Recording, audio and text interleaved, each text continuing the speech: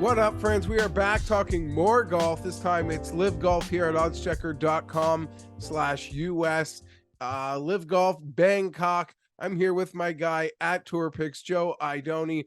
We're going to break it down before we sort of give our thoughts and look at the board that is very top heavy at the moment, Joe. I saw you doing a little course research. It's a brand new course. It's a course we know nothing about. So what sort of thing is this? What sort of player might this golf course suit? It's hard to really understand. It's like that. A lot of these live events, Jeff, to really get a good idea of how the course is going to play. From what I know, it's Stonehill. It's a country club. It was just opened up in July of this year. They did, we're building out the project for several years. It's extremely long. So it's where this place is played in Thailand is I believe 30 feet over sea level. This course is going to play, according to the scorecard released by LIV, at nearly 7,600 yards. All the par fives are almost 600 yards plus.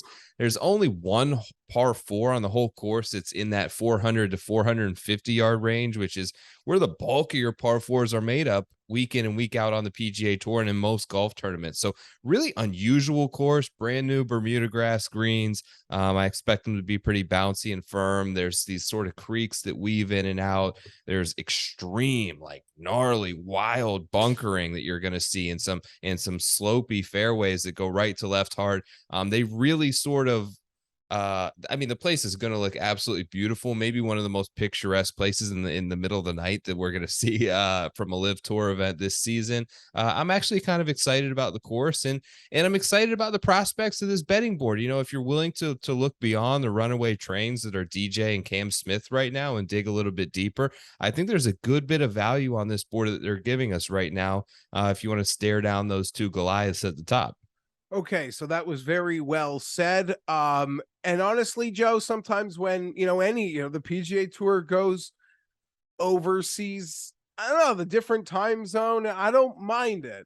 You get caught up in the middle of the night. I remember it was a charm when I had real young kids. Now they're a little old. Thank God they're old enough where they're past the point of that middle of the night stuff. But I remember watching all that sort of swing season golf, and the PGA Tour will be in Japan soon enough.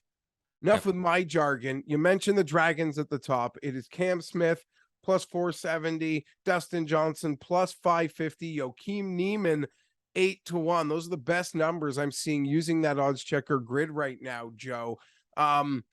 Anything there pique your interest? I don't know that I would make a move there. And before you give me that thought, I mean, LIV in and of itself was sort of like, how do we bet this? What is the preparation where these guys, it's this whole new format and so many unknowns.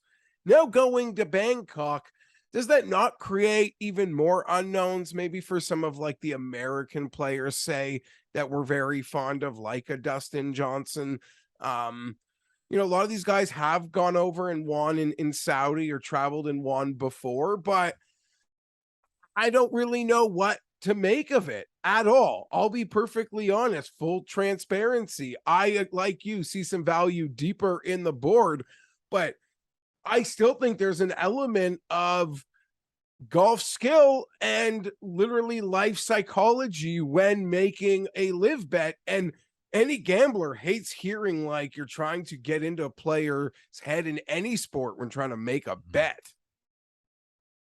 Yes. One of the things I'll mention though, with those two guys sort of at the top, it's hard to get into these guys' head, like you mentioned, and try to juggle and put a analytics on what you think their motivation is going to be. But those two guys, right?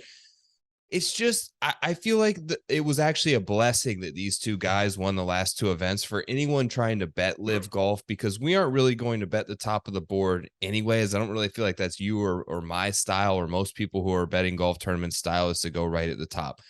I think the 54 holes aspect of it, it lessens the probability of one of these guys being able to pull through. If this thing was 70, the more holes that they play, the greater chance that the cream is going to rise to the top. See that all the time, right? 50, yep. Yeah. It brings a certain amount of randomness into this thing that I think lessens their probability of winning. It's a shortened field. I think it just helps us with them two being at 5-1 to really get a lot of maybe the class B type players in this with a couple added points on the board because the bookmakers are protecting themselves against Cam and DJ right now. Okay, so let's say the books have clearly decided that there is a class B plus before we get into the B class, Joe. Louis Oosthuizen, Taylor Gooch, 16, 18-1 respectively. Sergio sitting there at 20. If I were to play any of these guys, for me, it probably would be Louis at that 16. But again, I think I'm at the moment still looking to dig a little deeper on this board. Same with me, exactly on the same page. I would be at Louis if I were to pick any of them, but right underneath those guys, particularly right underneath Sergio, when you start to get to Bryson Reed, Answer, like that's the kind of range above 20-1 that I think is really the most vulnerable spot to attack as a better. Yeah, so you let us right into it. Bryson 22, you mentioned the course is long. I mean, I don't want to just be on autoplay. Part of me wants to get off this auto live Bryson vibe because I do believe he cares and prepares. And he can even be self-deprecating with that video we put out last week, to sort of try to come through that embarrassing scene of Bryson v. Rope. Patrick Reed, I can tell you right now, Joe, 22-1. I've seen it enhanced at 365, win only at 24-1. That is where my eyes have gone. Just the competitor in Reed. There's so much noise around Reed. He loves the noise. He's gone. He's kind of been playing all over the world. He's getting comfortable, I think, in this surrounding. That's where I am looking. Answer 27 and Casey and Brooks sort of round us out. I'll also just throw in Paul Casey. He's been a global golfer his whole life. Yeah. Just long and straight. That's the type of guy maybe I'm looking at. So in this group, that B group, Reed and Casey are probably who I like the most. And, I always think I have to keep Bryson alive in my mind, but part of me really wants to get off that train. I mean it. I don't think we should jump off just yet. I'm going to ride it probably till the end of the season. Baby. Let's go. Yep. I'm going to ride it to the end of the season. I took Bryson at 22-1. Obviously, like remarkable when you think about it, what the man is like. I like to make fun at him and poke fun at like some of his like Russell Wilson tendencies personality wise. But listen, the fact that he was able to go to that long drive competition and finish second is like commendable beyond belief. Like how this guy is able to do that and the amount of work that he's putting in. I mentioned the length. This also, they've been hit with like a downpour and like tropical storm there, so it's going to be wet, it's going to be long. Give me distance, give me Bryson. Reed, I was a little bit concerned about the withdrawal. I don't know enough about it to really pinpoint that, but it was just enough to probably put me off Reed this week. And man, I took a good look at Brooks for like the first time. And I'm like, I know that he had this thing where he went to like Korea off like no practice a few years ago and like rolled the field at like the CJ Cup or something like that. So he's familiar. He had played plenty of Asian Tour events and had a good bit of success. He's not the same player, but I feel like things in Brooks' world have maybe calmed down a little bit. I know he's back with Claude Harmon, which was his best sort of run in his career in terms of a swing coach. The honeymoon, the wedding stuff is kind of over with. Maybe he's geared it back in. And like, frankly, he hasn't been finishing all that bad. It's kind of an attractive number at 30.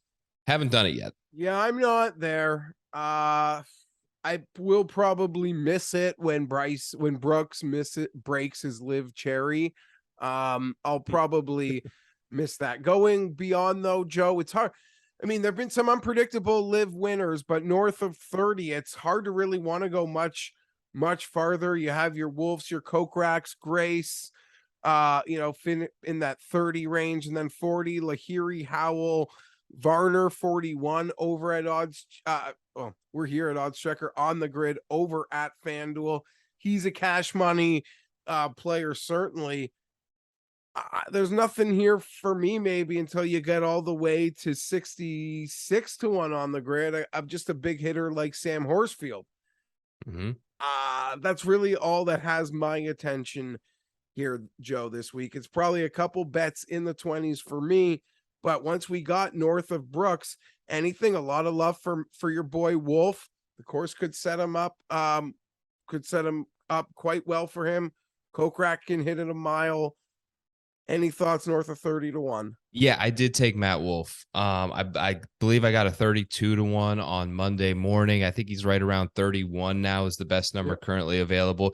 Look, he's played pretty well, honestly. Like there's been, I think, 2 consecutive events. I believe he had the low round of the entire tournament in there. So he's making birdies. It's a course that's long and wide. Like that's the type of course where I kind of want to play a guy like Matt Wolf, where he can really just be aggressive and not worry so much about the huge miss off the tee. And he's shown an ability to sort of start to bring back in some of his scoring. And like you mentioned, from kind of the mental side, like just like so many of these guys don't seem to be enjoying it and seem to be reluctant out there. He seems to be one of those guys pretty comfortable with the move and in his own skin. And that's the one that I kind of have above 30. And then like you, in that 60-1 range, I kind of took a flyer on Mark Leishman as well. Just another guy that I thought where, with the fairways being really wide, it doesn't, that's his biggest weakness is really narrow courses where the rough is up. I think that it's going to be negligible this week. I think the fairways are going to be nice and wide landing zones, and he's just a good putter. And these guys in this range, the Nas and the Horsfield and the Leishmans, like any guy who can get a reasonably hot putter, we've seen kind of some winners come from this range with LIV. Yeah, and honestly, as you were talking through there, it being long and wide, not being Pinot, Leishman sort of hit my brain. I was gonna get your take on him going out, but interesting to hear that you are betting him. So it seems like okay, rinse, repeat, Bryson to the end of the season. That's a thing we're gonna do. Okay, for peace of mind, I don't think I can back off. So Bryson 22-1, you can see me get in on that. People might think like, oh my God, just picking the same guy. Yeah, I don't know. LIV is weird. But so Joe, you're on Bryson, Wolf, and Mark Leishman. Correct. Those are my 3. Okay, perfect. I will probably be on Bryson, one of Paul Casey, or Patrick Reed, and probably one of Horsfield or Leishman. You could see my picks. It'll probably be in the description of this video below. For Joe, at Tour Picks on Twitter, give him a follow. Does great golf coverage day in, day out. I am Geoff Fienberg. Smash that like button. Thank you, Odds Checker. We'll be back because there's more overseas golf. Where are we next, Joe? We're in Shanghai, and then we're coming down to my neck of the woods in Miami for the finale. So 2 more events. So yeah, this will be really interesting. And maybe the first time where I'm actually going to be like, oh, that guy's in a little form. I'm going to take notice because there are 2 events coming up in quick succession on the LIV calendar. Probably the most stacked part of the entire LIV season 1. So guys can actually get form maybe and ride it a little. We shall see. Some more LIV golf coming here. Hey, you can bet it. There's opportunities. We're going to try to take on those dragons at the top. We'll be back for LIV Shanghai.